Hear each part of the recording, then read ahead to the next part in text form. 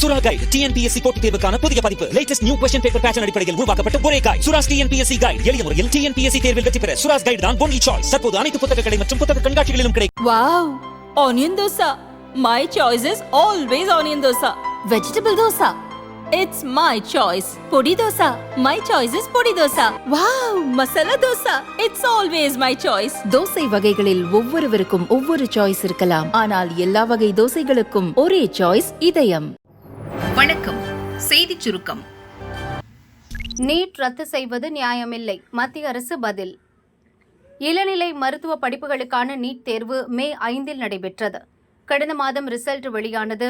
NEET வினாத்தாள் கசிவு 1563 மாணவர்களுக்கு கருணை மார்க் வழங்கிய விவகாரம் சர்ச்சையை ஏற்படுத்தியது.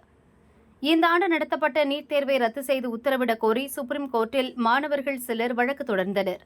இது தொடர்பாக பதிலளிக்க தேசிய தேர்வு முகமை மற்றும் மத்திய அரசுக்கு சுப்ரீம் கோர்ட் நோட்டீஸ் அனுப்பியது.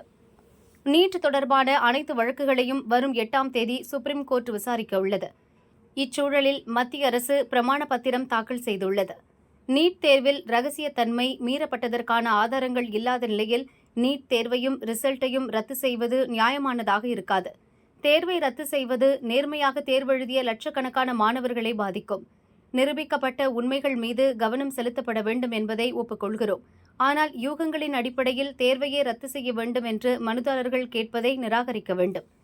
அனைத்து போட்டித் தேர்வுகளையும் நேர்மையான மற்றும் வெளிப்படைத்தன்மையுடன் நடத்த வேண்டும் என்பதில் அரசு உறுதியாக இருக்கிறது. வினாத்தாள் ரகசியத்தன்மை காப்பதில் முறைகேடு நடந்திருந்தால் குற்றவாளிகள் மீது கடும் நடவடிக்கை எடுக்கப்படும். தேர்வில் ஆள் மாறாட்டம், ஏமாற்றுதல், முறைகேடு தொடர்பாக விரிவான விசாரணை நடத்த சிபிஐக்கு உத்தரவிடப்பட்டுள்ளது. தேர்வுகளை திறம்பட சுமூகமாக வெளிப்படைத்தன்மையுடன் நடத்த ஆலோசனைகள் வழங்க தேசிய தேர்வு முகமையால் உயர்மட்ட கமிட்டி அமைக்கப்பட்டுள்ளது. அந்த கமிட்டி சீர்திருத்தங்கள் தொடர்பாக மக்களிடமிருந்து கருத்துக்களை பெற்று வருகிறது. ஏமாற்றுதல், வினாத்தாள் கசிவு உள்ளிட்ட முறைகேடுகளை தடுக்க பொது தேர்வுகள் நியாயமற்ற வழிமுறைகளை தடுத்தல் சட்டம் அமல்படுத்தப்பட்டுள்ளது என்று மத்திய அரசு தெரிவித்துள்ளது. ஆகஸ்ட் 11 நீட் முதுநிலை தேர்வு. முதுநிலை மருத்துவ படிப்புகளுக்கான நீட் தேர்வு ஜூன் 23ஆம் தேதி நடக்க இருந்தது. திடீரென அதற்கு முந்தைய நாள் இரவு தேர்வு ஒத்திவைக்கப்படுவதாக அறிவிக்கப்பட்டது. முதுநிலை நீட் தேர்வு நடத்துவது தொடர்பாக மத்திய உள்துறை அமைச்சகமும் சுகாதாரத்துறை அமைச்சகமும் ஆலோசனை நடத்தியது. இந்நிலையில் முதுநிலை நீட் தேர்வு ஆகஸ்ட் 11ஆம் தேதி நடைபெறும் என தேசிய மருத்துவ கல்வி வாரியம் அறிவித்துள்ளது. இந்த தேர்வு காலை மாலை என இரு வேளைகளில் நடத்தப்படும் என்றும் தெரிவிக்கப்பட்டுள்ளது. தேர்வு குறித்த கூடுதல் விவரங்களை www.natboard.edu.in என்ற இணையதளம் மூலமாக தெரிந்து கொள்ளலாம் என்றும் கூறப்பட்டுள்ளது. கள்ளச்சாராய மரணங்களுக்கு எதுக்கு 10 லட்சம் ரூபாய் இழப்பீடு? ஹைகோர்ட் கேள்வி. கள்ளக்குறிச்சி மாவட்டத்தில் கள்ளச்சாராயம் குடித்ததில் 65 பேர் இறந்தனர். அவர்களின் குடும்பத்துக்கு தலா 10 லட்சம் ரூபாய் நிதியுதவி வழங்கப்படும் என முதல்வர் ஸ்டாலின் அறிவித்தார். அரசின் இந்த முடிவை எதிர்த்து சென்னையை சேர்ந்த முகமது கோஸ் என்பவர் ஹைகோர்ட்டில் பொதுநல வழக்கு தொடர்ந்தார். கள்ளச்சாராயம் குடிப்பது சட்டவிரோத செயல். கள்ளச்சாராயம் குடித்து இறந்தவர்களை பாதிக்கப்பட்டவர்களாக கருதக்கூடாது. தீ விபத்து உள்ளிட்ட விபத்துகளில் இறப்பவர்கள் குடும்பத்துக்கு அரசு குறைந்த இழப்பீடு வழங்கும் நிலையில் கள்ளச்சாராயம் குடித்து இறந்தவர்கள் குடும்பத்துக்கு எந்த அடிப்படையில் அதிக இழப்பீடு வழங்கப்படுகிறது என்பதை தமிழக அரசு தெளிவுபடுத்தவில்லை. அவர்கள் சுதந்திர போராட்ட தியாகிகளோ, சமூக சேவகர்களோ, சமூகத்திற்காக உயிர் தியாகம் செய்தவர்களோ இல்லை என்பதால் 10 லட்சம் ரூபாய் இழப்பீடு வழங்கும் அரசின் உத்தரவை ரத்து செய்ய வேண்டும் என்று அந்த மனுவில் கோரப்பட்டுள்ளது. ஹைகோர்ட் பொறுப்பு தலைமை நீதிபதி மகாதேவன், நீதிபதி முகமது சபீக் அமர்வு விசாரித்தது. கள்ளச்சாராயம் குடித்து இறந்தவர்கள் குடும்பத்துக்கு 10 லட்சம் ரூபாய் இழப்பீடு அதிகம், எதன் அடிப்படையில் இவ்வளவு தொகையை அரசு வழங்குகிறது என்று நீதிபதிகள் கேட்டனர். இழப்பீடு தொகையை மறுபரிசீலனை செய்வது குறித்து அரசு தெரிவிக்கும்படி உத்தரவிட்ட நீதிபதிகள் வழக்கை 2 வாரங்களுக்கு ஒத்திவைத்தனர். காஞ்சி மேயரை நீக்க வேண்டும், திமுக கவுன்சிலர்கள் உள்குத்து, கலெக்டரிடம் புகார். காஞ்சிபுரம் மாநகராட்சியில் மொத்தம் உள்ள 51 வார்டுகளில் 32இல் திமுக கவுன்சிலர்கள் உள்ளனர். அதிமுகவுக்கு 9 பேர் உள்ளனர். திமுகவைச் சேர்ந்த மேயர் மகாலட்சுமி மீது ஆளுங்கட்சி கவுன்சிலர்களே அதிருப்தியில் உள்ளனர். கவுன்சிலர்களை மதிப்பதில்லை, வார்டுகளுக்கு தேவையான நிதி ஒதுக்குவதில்லை, வளர்ச்சிப் பணிகளில் சுணக்கம், மேயர் மகாலட்சுமியின் கணவர் யுவராஜின் தலையீடு என கவுன்சிலர்கள் அடுக்கடுக்கான குற்றச்சாட்டுகளை சொல்கின்றனர். மேயர் மகாலட்சுமிக்கு எதிராக திமுக கவுன்சிலர்கள் கடந்த மாதம் நம்பிக்கையில்லா தீர்மானம் கொண்டு வர வேண்டும் என மாநகராட்சி கமிஷனர், கலெக்டர் ஆகியோரிடம் மனு அளித்தனர். அவர்களை அமைச்சர் நேரு சமாதானப்படுத்த முயன்றார். எனினும் பிரச்சினை தொடர்கிறது. இச்சூழலில் ஒட்டுமொத்த கவுன்சிலர்களும் காஞ்சிபுரம் கலெக்டர் கலைச்செல்வியிடம் மீண்டும் புகார் அளித்தனர். மேயர் மகாலட்சுமி மீது நம்பிக்கையில்லா தீர்மானம் கொண்டுவர ஏற்கனவே மனு அளித்தோம். போதிய காரணங்கள் இல்லை என்று மாநகராட்சி கமிஷனர் தவிர்த்து வருகிறார். வேறு கமிஷனரை நியமித்து நம்பிக்கையில்லா தீர்மானத்தை கொண்டு வர வேண்டும் என்று வலியுறுத்தினர். இது வரைக்கும் மண்டல தலைவர்னு சொல்லிட்டு எங்களுக்கு எந்த தகுந்த மரியாதையும் மேயர் மூலியமாக கிடைச்சதில்ல. நாங்கள் 3 மண்டல தலைவர் அவங்க கிட்ட போய் ஒரு பர்சனலாக ஒரு மீட்டிங்னு சொல்லி பேசியிருக்கிறோம். அதுக்கும் இது வரைக்கும் அவங்க எந்த இதுவும் எங்களுக்கு ஸ்டெப் எடுத்து கொடுக்கல. ஒரு மரியாதையாக ஒரு சக பெண் இதுவாக கூட எங்களை மதிச்சது கிடையாது அவங்க.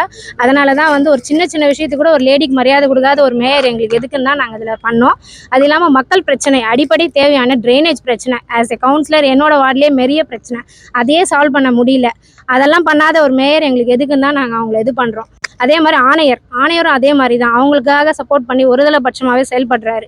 அப்படிப்பட்ட ஆணையரும் எங்களுக்கு தேவையில்லை. ஸோ அதை 2 பேரும் நீக்கி சீக்கிரமாக ஒரு கூட்டத்தை வச்சு எங்களுக்கு மக்கள் பிரச்சனையை சால்வ் பண்ணுங்கள். அதுக்காக தான் இந்த கூட்டத்தையே கூட்டியிருக்கோம். இந்த ஒட்டுமொத்த பேரோட கருத்தும் இதுதான். இதை ஆணையரை திருப்பி மாற்ற சொல்லி நம்பிக்கையில்லா தீர்மானம் கொண்டு வரும்போது இந்த ஆணையரை வச்சு நடத்தினா உண்மையாக செயல்படுத்த மாட்டாருன்றதுனால வேற ஒரு ஆணையரை வச்சு செய்ய சொல்லியிருக்கோம். எங்கள் வார்டில் காஞ்சிபுரம் 51 வார்டுலையும் எந்த வேலையும் நடக்கல, அராஜகம் தான் நடந்துன்னு இருக்கு. அதே மாதிரி கமர்ஷியல் பில்டிங்லாம் யுவராஜ் தலையிட்டு நிறைய வருமானத்தை சேர்த்துன்னு பண்ணிட்டு இருக்காரு. அதே மாதிரி எந்த ஒர்க்கு நடந்தாலும் காஞ்சிபுரத்தில் எல்லாத்துலேயும் கமர்ஷியல் பில்டிங்கு, ட்ரைனேஜ் பில்டிங்கு எது போட்டாலும் அவர் தான் முன்னாடி வசூல் பண்ணுறான்னு சொல்லிட்டு எல்லாருமே இது புகாராக இருக்குது. ஏற்கனவே 7/6 அன்னைக்கு ஒரு பெட்டிஷன் ஒன்று கொடுத்தோம், நம்பிக்கையில்லா தீர்மானம் கொடுக்குன்னு சொல்லிட்டு மொத்தம் 33 கவுன்சிலர் சைன் பண்ணி கொடுத்தோம். இதுவெல்லாம் ஆக்ஷன் எதுவும் எடுக்கல.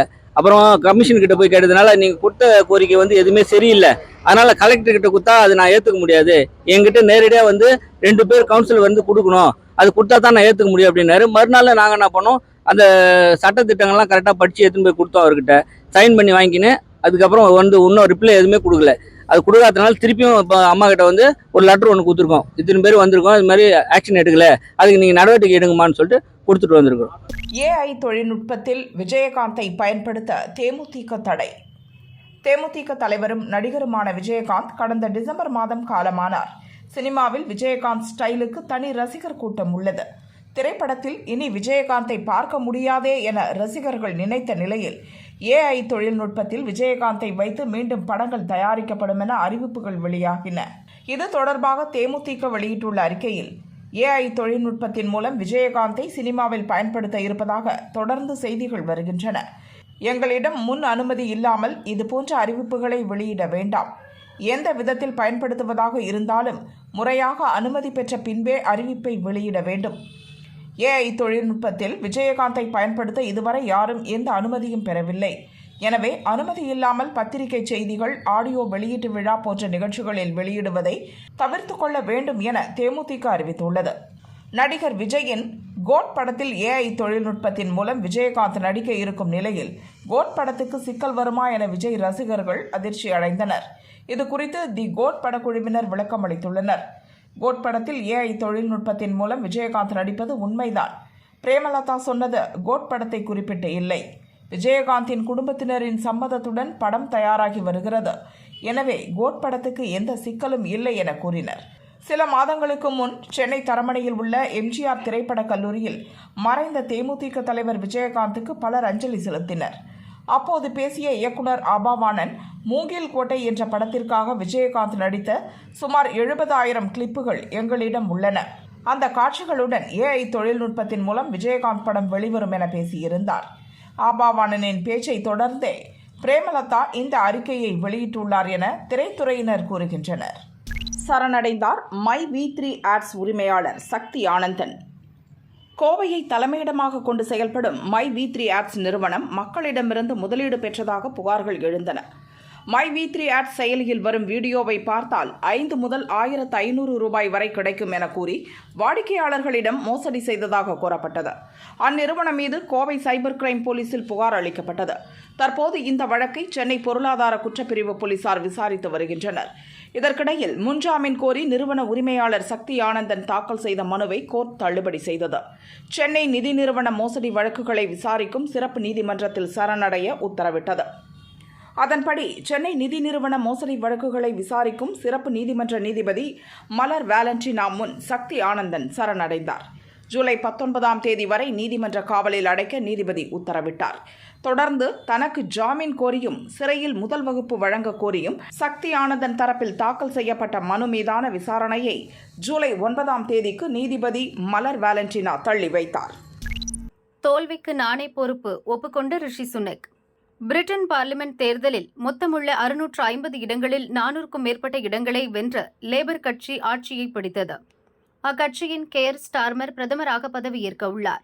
பிரதமர் ரிஷி சுனக்கின் கன்சர்வேட்டிவ் கட்சி 100க்கும் மேற்பட்ட இடங்களை பிடித்து தோல்வியடைந்தது. ரிச்மண்ட் மற்றும் நார்தாலர்டனில் வென்ற ரிஷி சுனக் தமது கட்சியின் தோல்வியை ஒப்புக்கொண்டார். பிரிட்டிஷ் மக்கள் நிதானமாக தீர்ப்பை அளித்துள்ளனர். கன்சர்வேட்டிவ் கட்சியின் தோல்விக்கு நான் பொறுப்பேற்கிறேன். தேர்தலுக்காக கட்சியினர் அயராமல் கடினமாக உழைத்தனர். அதையும் மீறி தோல்வியடைந்துள்ளோம். அதற்காக மன்னிப்பு கேட்டுக் கொள்கிறேன். ஆட்சி அதிகாரம் அமைதியான முறையில் கைமாறும் என்று ரிஷி சுனக் கூறினார். கன்சர்வேட்டிவ் கட்சி 5 ஆண்டில் 3 பிரதமர்களை கண்டுள்ளது. 2019 தேர்தலில் வென்ற பின் போரிஸ் ஜான்சன் பிரதமரானார். அவரது நிர்வாகத்தின் மீதான அதிருப்தியால் சொந்த கட்சிக்குள்ளே எதிர்ப்பு கிளம்பியது. 2022இல் பதவி விலகினார். அவருக்கு பின் பிரதமரான லிஸ் ட்ரஸ் 45 நாட்கள் மட்டுமே அப்பதவியில் இருந்தார். மந்தமான பொருளாதாரத்தை மீட்க முடியாமல் ராஜினாமா செய்தார். அதன் பிறகே முதல் முறையாக இந்திய வம்சாவளியைச் சேர்ந்த ரிஷி சுனக் பிரதமர் பதவிக்கு வந்தார். பிரிட்டன் தேர்தலில் வென்ற இந்திய வம்சாவளியினர் யார்? பிரிட்டன் பார்லிமெண்ட் தேர்தலில் மொத்தமுள்ள 650 இடங்களில் 400க்கும் மேற்பட்ட இடங்களை வென்ற லேபர் கட்சி ஆட்சியை பிடித்துள்ளது. அக்கட்சியின் கெய்ர் ஸ்டார்மர் பிரதமராக பதவியேற்க உள்ளார். பிரதமர் ரிஷி சுனக்கின் கன்சர்வேட்டிவ் கட்சி 100க்கும் மேற்பட்ட இடங்களை பிடித்து தோல்வியடைந்தது. பிரிட்டன் பார்லிமெண்ட் தேர்தலில் வெற்றி பெற்ற இந்திய வம்சாவளியினர் பட்டியல் வெளியாகியுள்ளது. இந்த தேர்தலில் 107 பேர் போட்டியிட்ட நிலையில் 11 இந்திய வம்சாவளியினர் வெற்றி பெற்றுள்ளனர். கன்சர்வேட்டிவ் கட்சி சார்பில் பிரதமர் ரிஷி சுனக், சுயல்லா பிரேவர்மேன், ககன் முகிந்திரா, பிரீத்தி பட்டேல் வெற்றி பெற்றுள்ளனர். தொழிலாளர் கட்சி சார்பில் ஷிவானி ராஜா, கனிஷ்கா நாராயண், நவேந்து மிஸ்ரா, சத்வீர் கவுர், பிரீத் கவுர் கில், லிசா நந்தி ஆகியோர் வெற்றி பெற்றுள்ளனர். தொழிலாளர் கட்சி சார்பில் போட்டியிட்ட இலங்கை வம்சாவளி தமிழரான உமா குமரன் வெற்றி பெற்றுள்ளார். சுமார் 44.1% ஓட்டுகளை பெற்ற உமா குமரன் பிரிட்டன் பார்லிமெண்ட் தேர்தலில் வென்ற முதல் தமிழர் என்ற பெருமை பெற்றுள்ளார்.